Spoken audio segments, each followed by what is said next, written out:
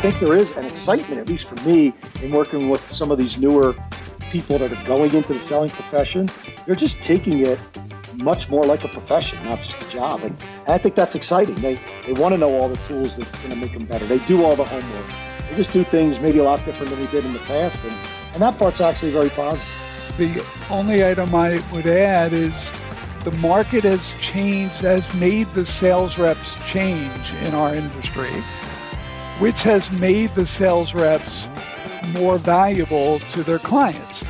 So it's not always perfect. There are clients that still don't respect their sales reps, but there are lots of clients that really respect their sales reps and build long-standing relationships in our space. Hi, friends. Welcome to the Sales Enablement Podcast. I'm your host, Andy Paul. That was Mark Petruzzi and Paul Melchiorre. And together, they're the co-authors of a book titled Selling the Cloud, a playbook for success in cloud software and enterprise sales. And today, in our wide-ranging conversation, we explore the current and future states of selling software to the enterprise. We dig into why Mark and Paul believe that increasingly software sales are all about relationships. We explore why they believe that the sales stereotypes of yesterday are evolving for the positive. Then we dive into a number of topics, including why an anti-no culture has become so prevalent in sales and the negative impact that has, including sellers becoming afraid of being labeled non-salesy. I mean, I agree with Mark and Paul. Being labeled non-salesy or being afraid of being labeled non-salesy is just crazy, because shouldn't being non-salesy be the goal for all sellers? Yes. Okay, and we get into why Mark and Paul believe there is no such thing as closing and what that means for sellers. So we get into all of this and much, much more. But before we get to Mark and Paul, I want to remind you to subscribe to this podcast wherever you listen to it. And I also want to remind you to check out my latest book, Sell Without Selling Out. It's a modern, human-centric framework that every seller can use to succeed in sales by helping their buyers achieve the things that are most important to them. It's available everywhere you shop for books, online and in stores. So thank you. All right, let's jump into it. Mark and Paul, welcome to the show. Thank you, Andy. Thank you, Andy. Great to be here. Yeah, so good to have you here. And you're joining us from where today? Paul, I know where you are. Yeah, I'm actually on vacation here in Park City with the kids, so taking time away from the slopes to hang out with you, Andy. Thank you. Time from vacation to come on the show. I really feel honored by that. There you Yes. go. And Mark? Yeah, and so I am in Charlotte, home for me, North Carolina, waiting for the jet to be sent to pick me up to bring me to Park City with Paul, but it hasn't come yet. That's so funny. It hasn't showed up yet. Yeah. Well, to have friends that have jets, right? Yeah, exactly. To have friends who have jets who send them to pick you up. To pick you up even. Yeah. Yeah. Nothing worse than friends who are stingy with their jets. So, yes. There you go. I wish. I right. wish. Yeah. American Airlines. Yeah. Mine's JetBlue. So, all right. Well, so tell us a bit about yourselves. We're going to talk about your book coming up. But before we dive into that, tell me what you guys are up to. Paul, lead us off. Yeah. Hey, thanks again, Andy, for having us.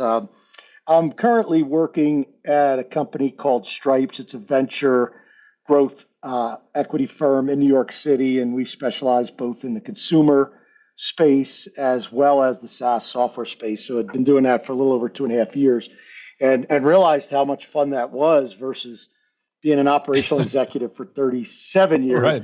and doing real work. Yeah. So it's definitely a lot of fun, and the ability to do operational work with 10 or 15 portfolio firms and helping them in their go-to-market and their strategies is really a rewarding profession, if you will, and it's actually been a lot of fun. But prior to that, like I said, my entire life in enterprise software, starting really early on when SAP started in the U.S. in Philadelphia. I just fortunately happened to be living a few miles away from their first headquarters, right, and rode that wave through the 90s. It was a great experience watching a small software company really at the time become a small country. Yeah. So it was a great run. And then transitioned that into, pre-revenue through IPO experience at Ariba for almost 13 or 14 Mm-hmm. years on and off there. And that was a lot of fun, especially as we took it full circle, went through the dot-com crash, which if anyone's lived through that, Oh, yeah. what we're dealing with now is nothing, believe me. And, we sold that to SAP and did some work at a private equity firm for a company called iPipeline. We sold that off to Thoma Bravo, and then went to go work at Anaplan in late 2015, took them public, and then left late 19, just before COVID, to join Stripe. So it's been a great run in the enterprise software space, primarily in go-to-market roles, and now using and leveraging that skill set to work with new young companies that are trying to grow, and it's, like I said, it's been a lot of fun. Great. And Mark, a bit about you. Awesome. So I'm a strategy consultant by training. Coming out of business school, going right into a firm called the Mac Group, which was a Harvard-based firm that was frankly the only boutique firm that I've ever seen be able to run some circles around the MBBs, McKinsey, Bain, and BCG. And they really only were able to do it for about 2.5 years, 3 years, and then they were pretty much neutralized by those bigger competitors. But it was a good run, and fortunately for me, it was the time that I was there coming out of business school. I went completely and right into operating roles at that point. Early tenures at Deloitte as a managing director, and also at Oracle. So really went back and forth between the consulting side and then working directly on the software side. And it gave me the opportunity to work with some of the most amazing sales reps and sales leaders like Paul, and it was put me in a situation to be able to really learn a lot about the sales process while selling within the team, but also learning from some of the best enterprise software executives on the planet. And today I'm back to more strategy consulting, doing a lot of sales transformation work. Now with BCG on an expert advisory type role, and some other companies as well. So really happy to be here, and thank you again, Andy. Yeah, well, my pleasure. So we're going to talk about the book that you two co-authored called Selling the Cloud, a playbook for success in cloud software and enterprise sales. So what was the impetus to write the book? Well, I got to say, I got to give Mark a lot of the credit, because I took notes for 30-something years, and I always wanted to do this. And I would have never really done it on my own, just because I just didn't have the impetus to go through the process of putting something from notebooks. And I'm still old school. I keep those old notebooks. I go into meetings even today, and I pull out a notebook. People look at me like, what's Grandpa doing over there? But I did. I just wrote everything down for 30-something years, and had these piles and piles of books. And, Mark said, hey, we should do this. We should do it. And, he finally got me off snide to do it. And it was a lot harder, I got to say, than I thought. I thought it was something where we would just do a bunch of interviews and put some stuff down on paper and publish a book. And I realized there was a lot more to that process than I knew about, for sure. And so the title, where's that come from? Because I was reading the book. It seems, it's a good, really good general purpose sales book. So what's specific about the cloud? Yeah, the cloud was mainly about where our entire career has gone to. It is like many things, many technologies. Our career has gone to the cloud. And I guess we can thank Mark Benioff for doing that and really leading it. And even some people like Scott Scher, who's the founder of Ultimate Software, who was one of the earliest movers to a SaaS-based model. But you're exactly right. We looked at it, and everything we did was, and everything we've done in our career has been very general, right? For any B2B, complex B2B selling model. The difference is, as well, is we had to feel and experience the change of how enterprise selling occurred back 15, 20, 25 years ago, to how you had to sell once it was a subscription model. And everything that Paul and I were doing 25 years ago, everybody now had to do, meaning building long-standing relationships, making decisions that may hurt us short-term, but help us long-term. All of those things, lots of enterprise sales leaders did not think of. There were people at Oracle and even at SAP as well that didn't make those decisions the way Paul made those decisions in his career. So that's why it was so relevant to be selling the cloud and focused on SaaS. Okay. So diving into the book. So one of the things you guys write is you say that the sales stereotypes of yesterday are evolving. And I found that interesting because, I'm not sure I buy that. So what makes you think that's the case? Yeah, I'll let Mark expand on it because that's part of the controversial feedback that we got from some folks and I thought, we didn't think of it to be controversial. When we've been in the selling profession, literally I started right out of college and that's all I've ever done. So for me, sure, me I too. watched this evolution. And I think when you mentioned the title of Selling the Cloud, I saw that evolution change dramatically in that mid 2000 timeframe when companies like Salesforce were just getting started. Myself at Ariba, we started as an on-prem traditional SAP type of enterprise software environment, and then we're forced to move, to a subscription model to the cloud. I think it was us, Concur, Adobe. There was a few other companies that had to go through that transition, and you're seeing companies like Splunk and others now having to go through it, right. And it wasn't easy, right? So that evolution, I thought, left a lot of, I'll call it my peer group in a different time zone, right? I mean, they just, it was like the Twilight Zone. They just never evolved to what the profession demands today. I think the easiest way to sum it up is when we started way back, all three of us, I guess, selling was way more art than science. Today, selling is probably way more science than art, right? And so there has been a major transition. Some of the stereotypes are still around. Some of them, have transitioned. And I think there is an excitement, at least for me, in working with some of these newer for people that are going into the selling profession. They're just taking it much more like a profession, not just a job. And I think that's exciting. They want to know all the tools that's going to make them better. They do all the homework. They just do things maybe a lot different than we did in the past. And that part's actually very positive. Mark, what's your take?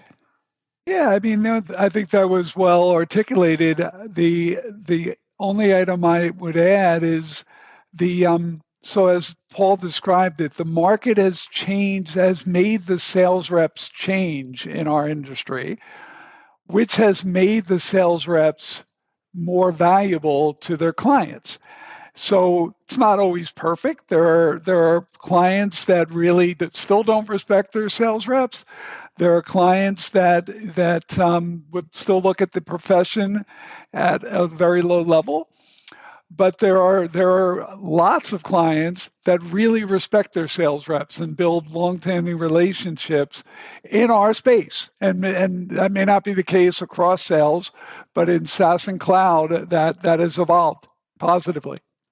Yeah. Well, I mean, okay.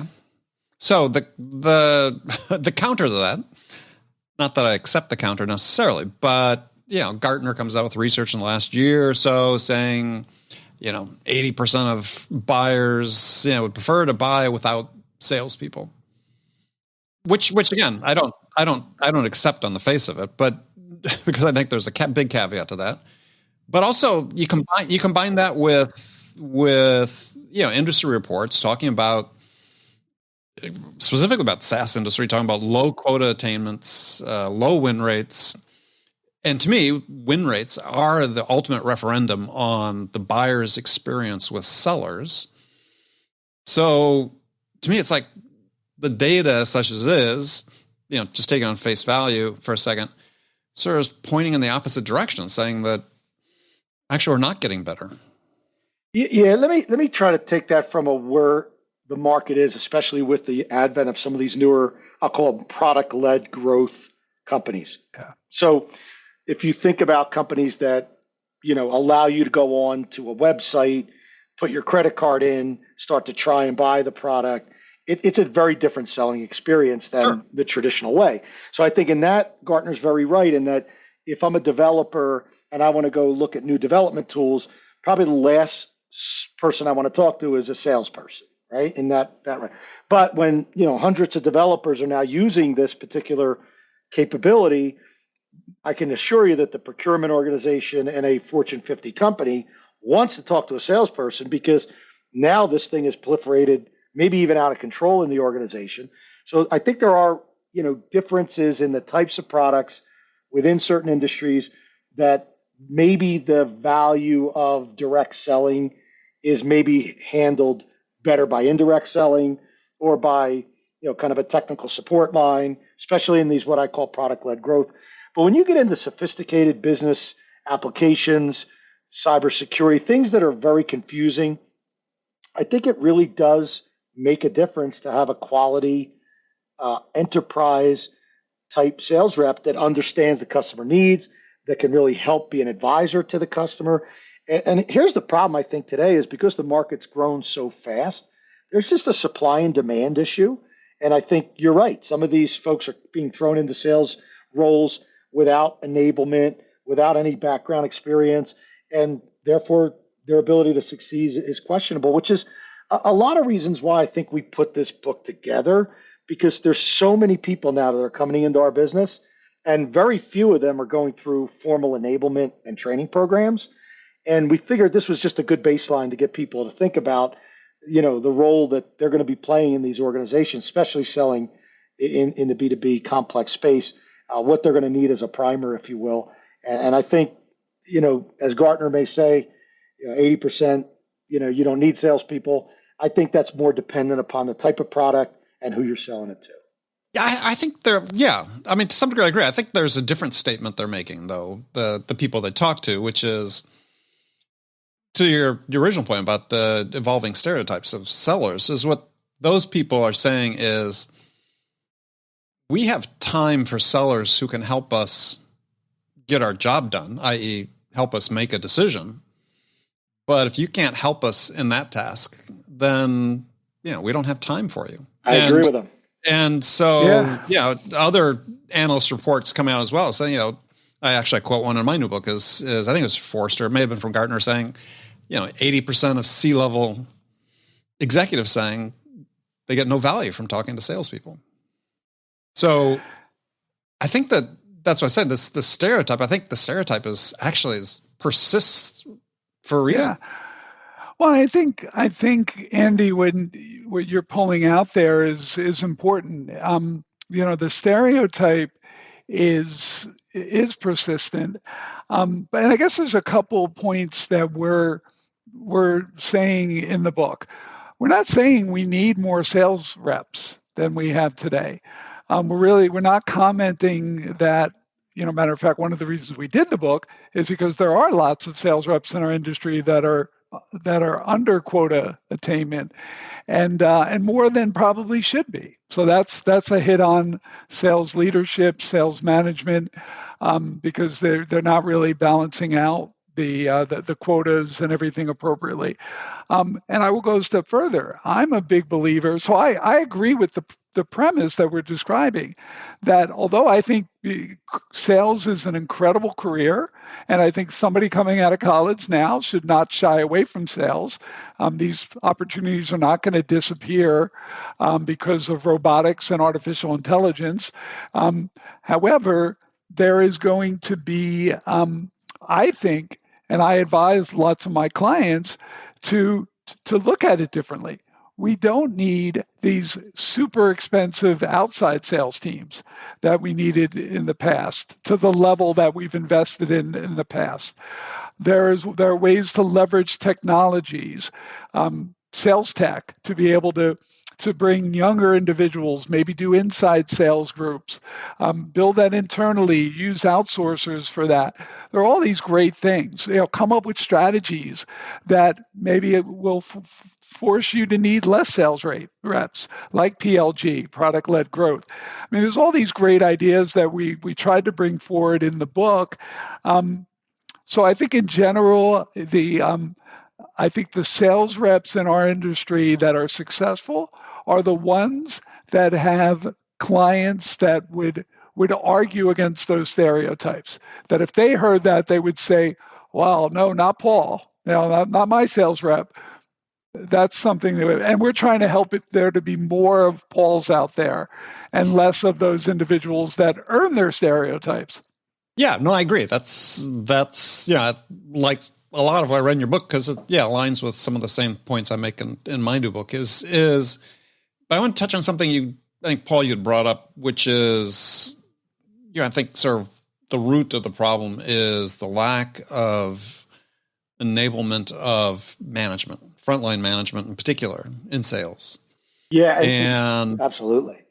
Yeah, we talk about this idea of where we read the reports from CSO Insights or Bravado or wherever about so few sellers achieving quota. Isn't that really a management issue? It's absolutely a management issue, Andy. And I think if you think back, when I started in the business, I was very fortunate to have incredible frontline leadership, great executive support. Companies put money into developing their sales reps. I mean, I started out at ADP right out of college, and they didn't put me in front of a territory for almost a year, right? They trained me for a year, and I worked with great frontline managers. You go into one of these companies today, and you're not getting that. Here's 1 week enablement. Here's your radio and an extra battery. Go behind the enemy lines and good luck selling, right? And then you're unfortunately dealing with a real shortage of good frontline managers who know how to manage, right? Most of your frontline managers today, at least in the space that Mark and I are in enterprise software, I mean, these folks, they hire, fire, forecast. They really don't have time to mentor and train and do the things that are required to support these newer reps coming into these roles and helping them grow. And if you think about a lot of the companies that have been successful versus not, and the ones who have scaled, I can assure you one of the common denominators is they had strong frontline management and they had decent ratios of sales reps to managers. So if you've got 6, 7, 8, 9, 10, 11 reps reporting to a manager, I mean, I just imagine having 11 teenage kids, right? You couldn't do it, right? But if you have 3 or 4 or 5, maybe max is a good ratio, then I think you have the right balance of being able to assist that individual in their career, training and mentoring them as you're going along, going on calls with them, as opposed to what happens today with the ratios being out of whack or with just a lack of good frontline managers. All they're doing is asking you for the same forecast information 4 or 5 days a week. Right. But isn't the issue though? It's not the individuals in those roles. It's the fact that they aren't supported. They aren't enabled. Yeah. They're given the title without given the support they need, the coaching they need. Yep. So it's funny. I was just having this conversation a little bit earlier on another podcast was, the problem really starts at the top.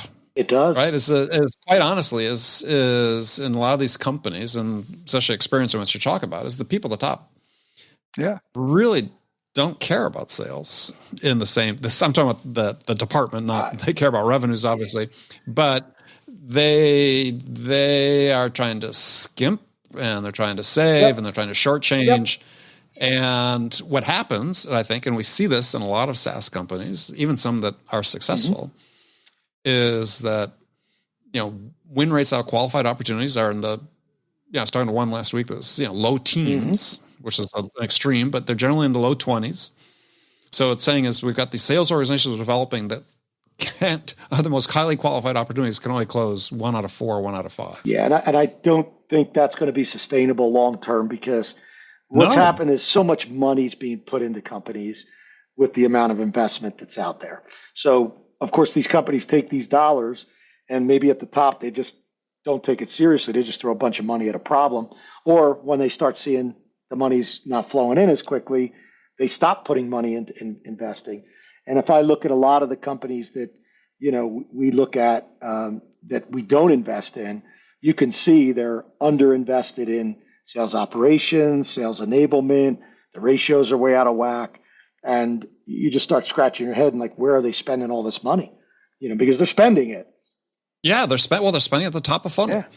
Right? I mean, you've got advocates in the VC community saying, "Screw win rate. Right. It's just about Volume. It's just about deal flow. Volume, right? It's just about deal flow." And it's like, okay, well, that may be, but to the point you made, Paul, which I think is the right point, is, okay, what you're doing then is you're just reducing yourself to basically playing the odds, right? Because if you put enough crap on the top of the funnel, you're going to close a certain small percentage of them. But then when the shit hits the fan and things go south, the economy gets tough, we have another bubble burst. If you don't actually know how to sell, you're in trouble. Bingo. Yep. Yeah, and unfortunately, the VCs continue to just, pour a bunch of money into these companies. And I think if you've seen the market the last couple of, months, there's definitely a tend towards being a little more capital efficient. Maybe that used to be a bad word. I think that's going to continue to be more of a focus. And I think, I start seeing questions being asked around sales effectiveness, sales efficiency, pipeline coverage, quality of pipeline, all the things that have been around for, 100 years. But now they're actually starting to get focused, because if you just can't give unlimited amounts of money to just generate some growth number so that you can get your next round of money or you can get bought, I think that's going to change the approach, and companies are going to have to look at sales efficiency. How do they go to market? Are they going to market in the most efficient manner? And you'd be surprised. There's just not enough, in my opinion, sales leaders that understand what to do, let alone if they were, in the position. And that's causing a lot of these challenges, if you will. I really believe that, like you said, it starts at the top. It's not these individuals coming into the profession. They are way smarter than we were. I could guarantee you that. They work hard. They'll figure out things they're really a smart generation, and they're personable, right? I mean, they want to communicate. They want to work with, and they have a true empathy for customers. So I think that the raw material that's coming out of college and coming into the workforce is, I think, absolutely fantastic. I think our challenge is we don't know what to do with that raw material, because we have a lack of investment in enablement, in training, in operations. And then, you set up that front line, and really even at the top of the sales leadership is something that needs to improve.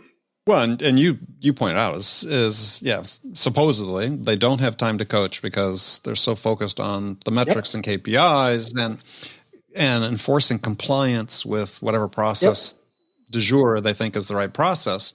The overwhelming response to my book coming out is sellers saying, because I advocate very strongly as you need to, and you guys talk about this as well in your book, is you need to sell in alignment with your values and who you are as a human being. And if your manager is not enabling you to do that, then you have two choices: push back or find a different situation. Yeah. And Andy, the good news here, though, that the market fixes itself, right? I mean, we're in the middle of the Great Resignation. And if there's a Great Resignation across the board, it's triple the intensity in sales. If you're good in sales, you're good at sales, you will, right now, and you're not getting allowed to do what you describe in your book, as you mentioned, in sell without selling out. If you feel like you're being forced to sell out, you pick up the phone, you call Paul or you call me, and you say, "Hey, I got to get out of here.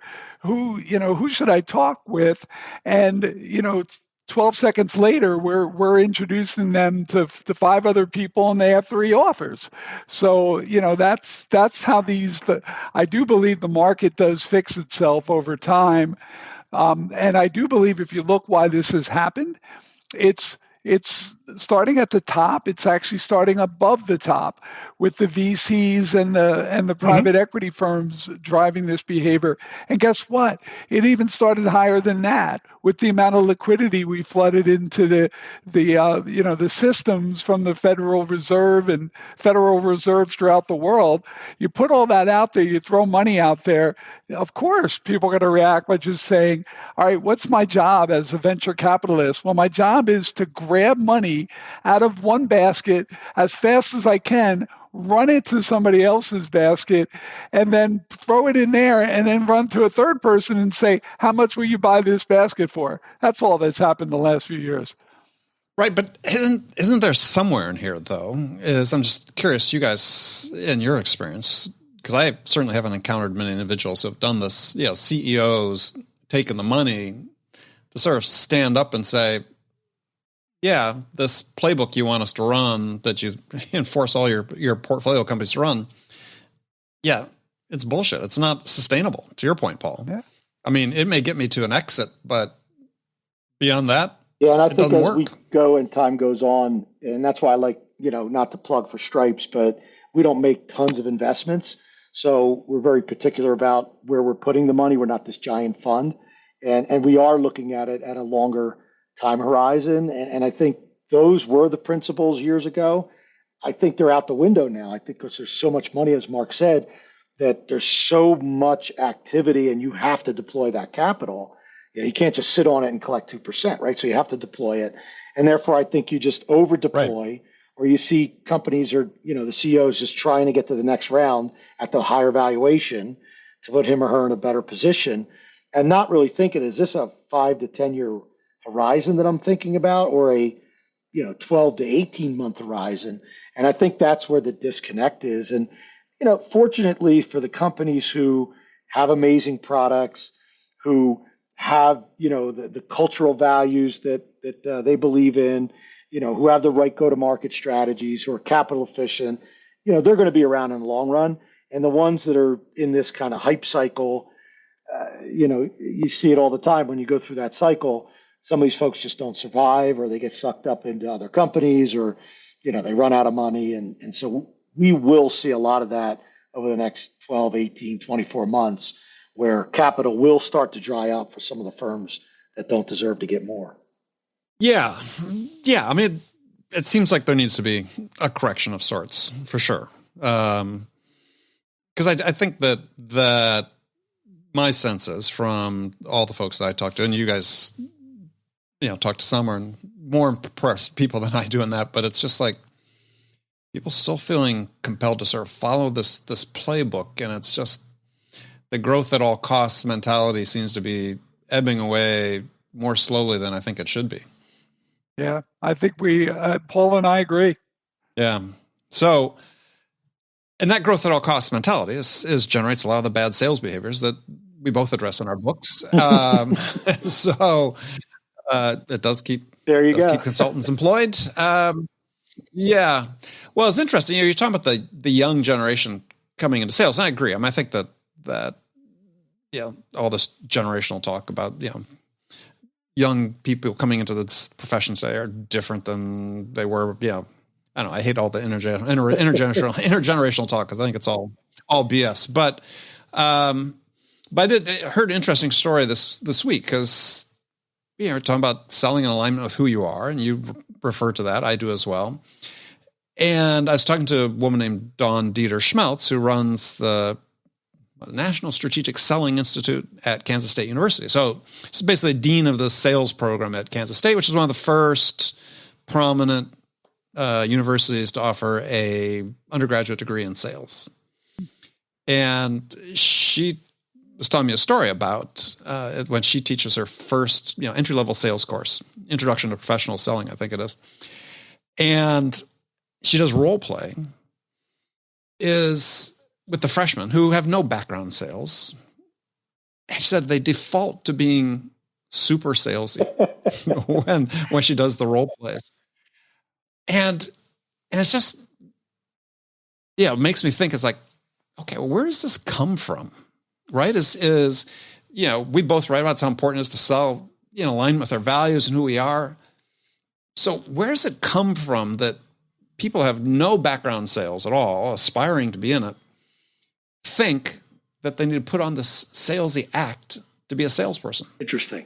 Maybe it's part of that stereotype that, I agree. It stereotypes, as these kids are coming into college.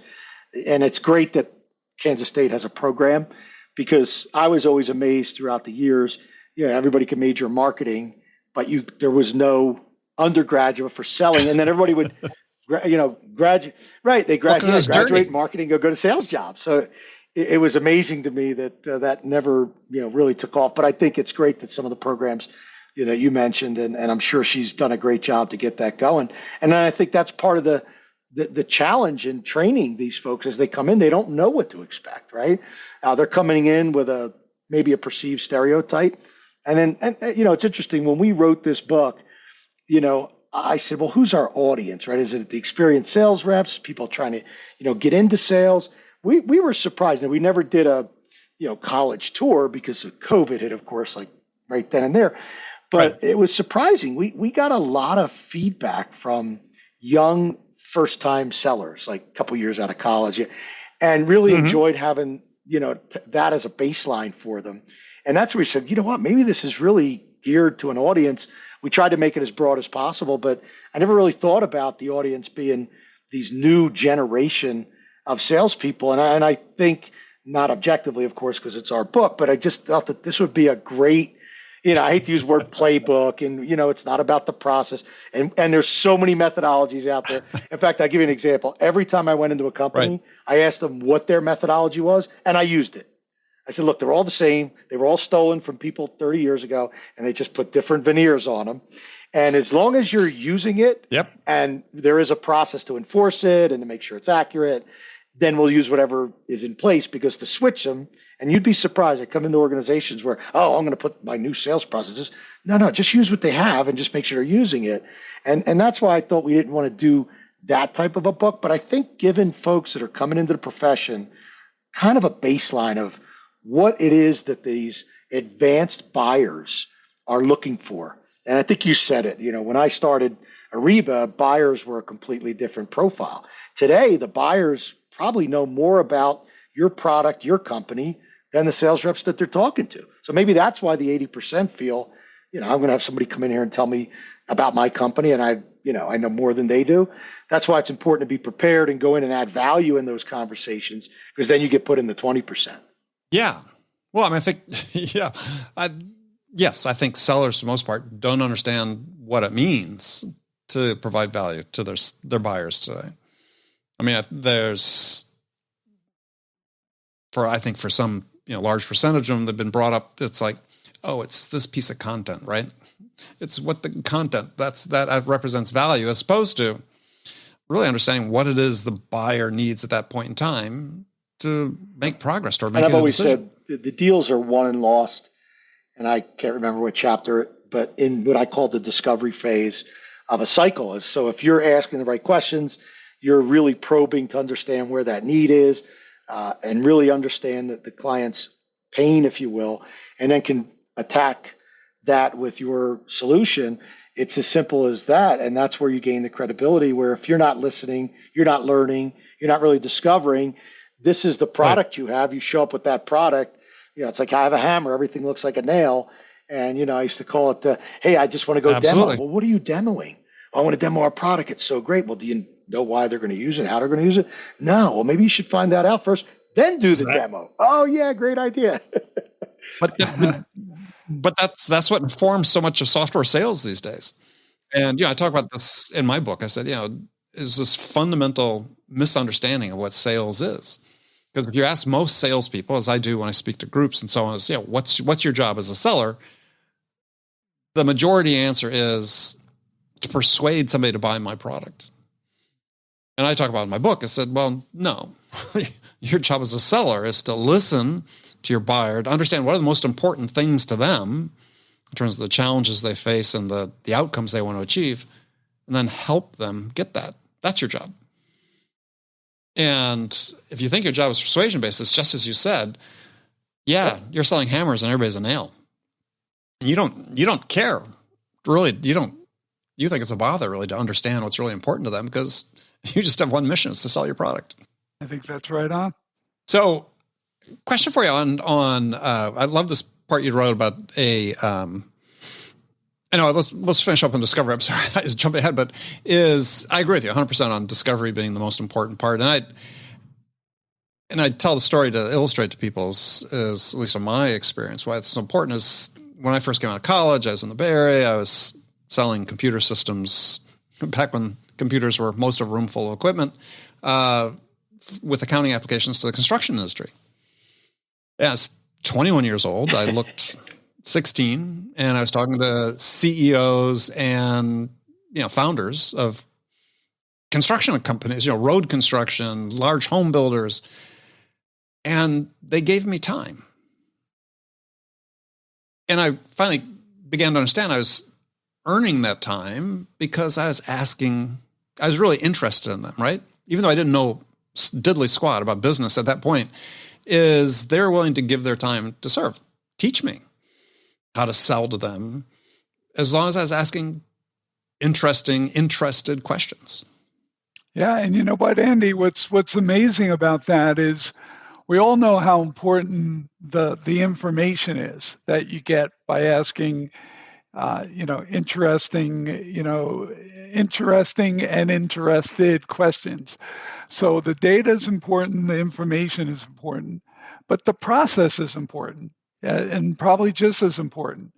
That discovery process, when done well, is an incredible mechanism for building a relationship and getting to know someone. I mean, you know how it works if years back when we all, were on dates rather than with our wives of many years, we, if we would sit there and immediately jump down at a table and start talking all about us and our background and everything we've done in the 19 years before that, because we're much younger at that point, we're not going to build much of a relationship to start. But if you go in there and you're really intrigued and excited to get to know that person better, and you ask the right questions, you build a relationship. So I think that's part of the discovery process as well. And I would venture to say as important as the information you get along the way as well. Yeah, no, I agree. And I think the other thing that's overlooked with discovery is that you are communicating information and insights about your product through the questions you ask. Yeah. And Andy, I think that's just overlooked is that so often sellers are equipped with the playbook and their list of questions, and they go ask the questions, and it's sort of like survey taking to some degree. But yeah, discovery is a two-way street. And if you're intentional about that, then it becomes very powerful, as you described. Yeah, it's got to be real. It's got to be authentic. And it's amazing. I mean, think about it. None of this hasn't changed. 25 years ago, there were sales reps that Paul and I worked with that you could just tell. They just thought sales was one thing. It was just, they would go there, they'd want to talk, they'd want to share. When they acted like they were listening, they weren't listening. They were actually just thinking of the next thing that that they were going to, the next smart thing that they were going to say. That's all they did.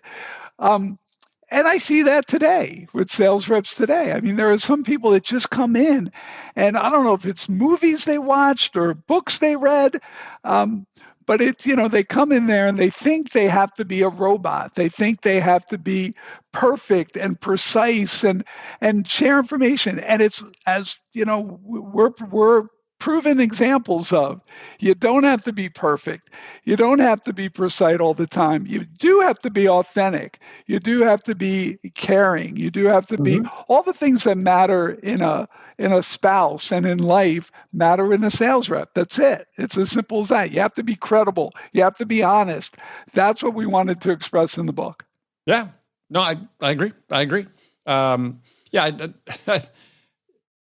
tell people is, if you know how to make a friend, that's how you approach a buyer. Yeah. So not that you want to be friends with them, heaven forbid, because there are people go crazy thinking that sellers want to be friends with their buyers, but you do it friendly. Yeah. I agree. Now, another thing I really liked in your book was talking about the anti-no culture.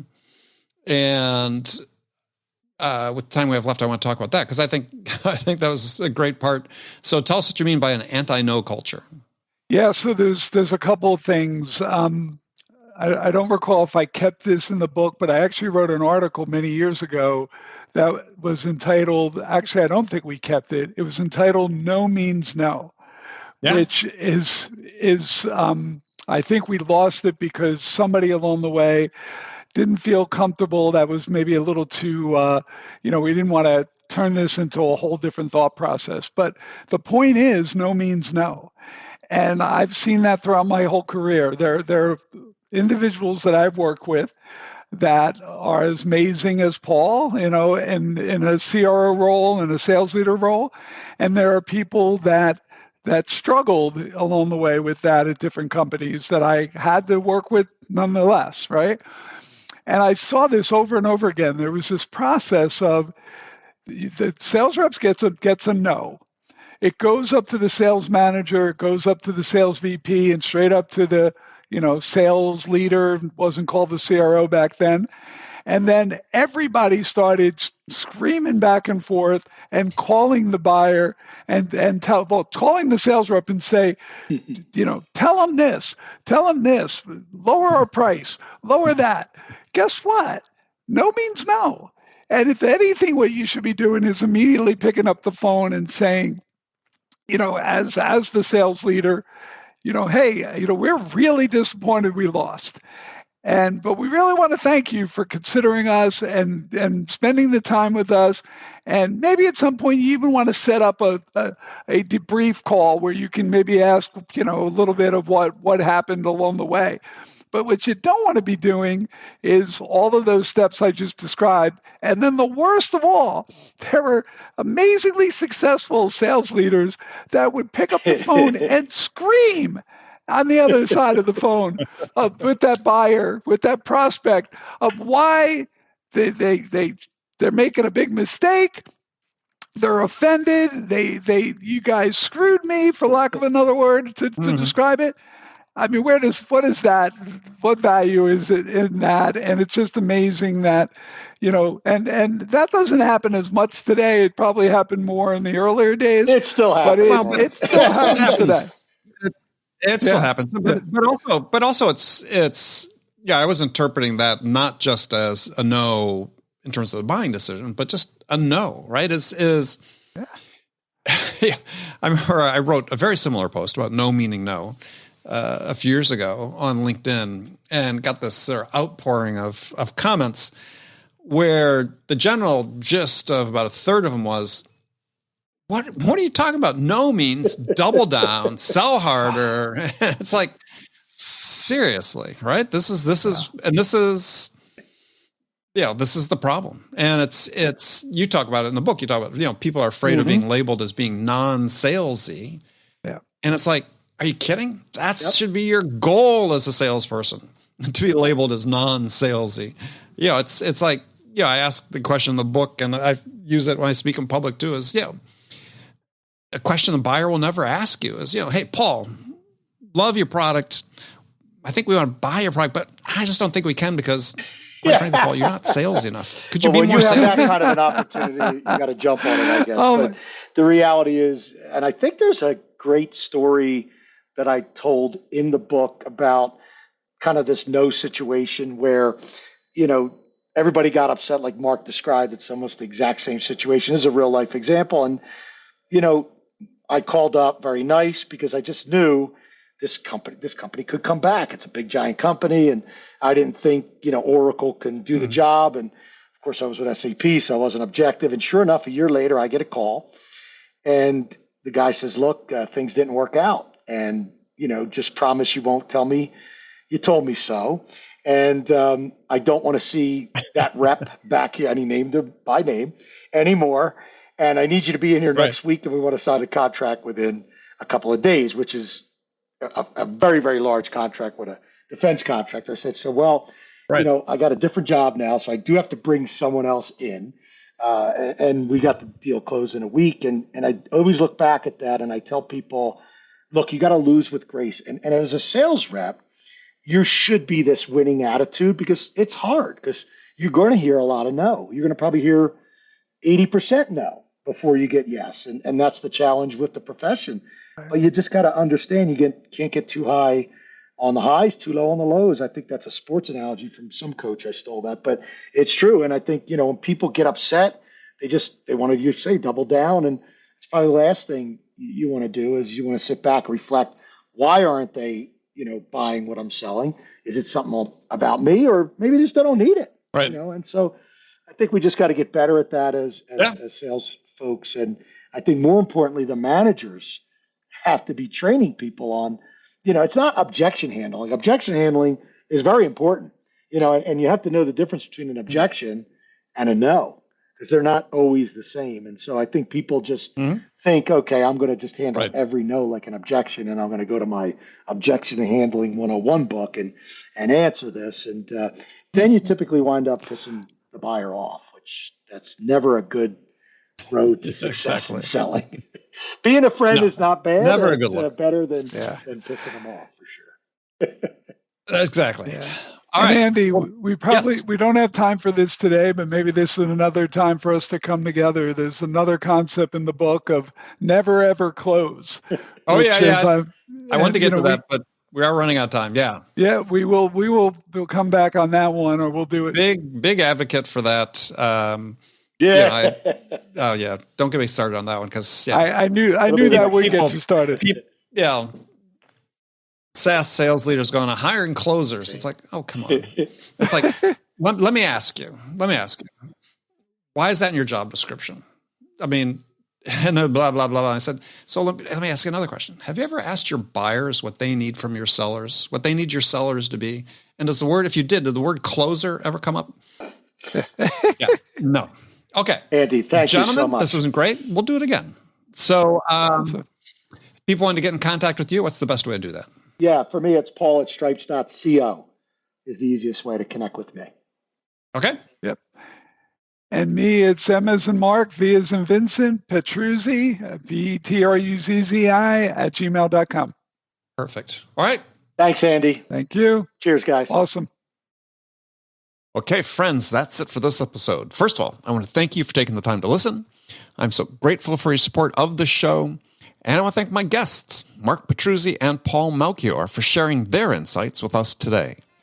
If you enjoyed this episode, please subscribe to this podcast, Sales Enablement with Andy Paul, on iTunes, Spotify, or wherever you listen to podcasts. So thank you for your help with that. And thank you so much for investing your time with me today. Until next time, I'm your host, Andy Paul. Good selling, everyone.